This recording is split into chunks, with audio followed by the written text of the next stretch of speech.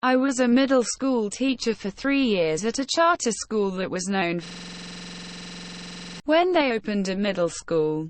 It drew a large number of students with IEPs, individualized education plans. The problem with this was that they only added 2 new staff members to the special needs program. And with the flood of students and having only 2 teachers for each subject for all 3 grades, you had an advanced class, then a class with everyone else in that grade, generally including 14+ students with IEPs. And the parents of these students tended to be on the needier side themselves. Sorry for the long background, but it's important to get a feel for what I was dealing with. I had one particular 6th grader with autism and a very comprehensive IEP. His mother is the end of the story. Knowing his class schedule, she would email me as soon as he left my class on days when we had tests or quizzes, demanding to know what her child got. Then a second email if I did not answer her in what she believed was an appropriate amount of time. She would email me anytime her child got a 0 for not turning in homework or a low grade for incomplete work. Basically, I got at least one demanding email a day from her.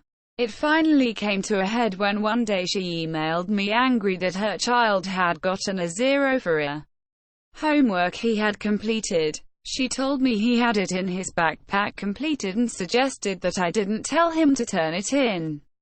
Then she went on to accuse me of not following his IEP, which is a serious offense for a teacher.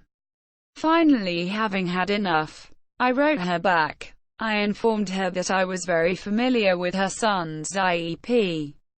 And per his IEP, I always come directly to his desk to ask him for anything I'm collecting. However, nowhere in his IEP does it state that I need to open his backpack and look for the work he's supposed to turn in. If he tells me he doesn't have it, I'm going to believe him. He needs to be able to look in his backpack for his own work. I told her I was extremely insulted she would accuse me of basically setting him up to fail by not following his IEP, which I'm legally required to do. I took the opportunity to tell her that I would answer her emails only once a day. At the end of the school day, when I answered all my other emails, I had close to 200 students throughout the day. Taught 5 different classes that each had its own unique curriculum and 3 of which had 14+ students with IEPs. I did not have the time to cater to her every email. I would follow her child's set plan and communicate with her at a reasonable time.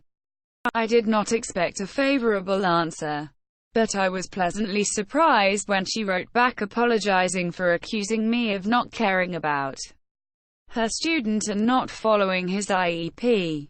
That she had spoken with her son and made it clear that he needed to check his backpack for his work when I came around to collect it. He had a special folder that she and his special needs helper put all of his finished work in. He literally just needed to open his backpack and get it out. She backed off big time, and it was a huge relief. I was nervous about sending her my response, since that kind of thing can really go bad fast. But I'm glad I did, as it changed our whole relationship and made my life a bit less stressful.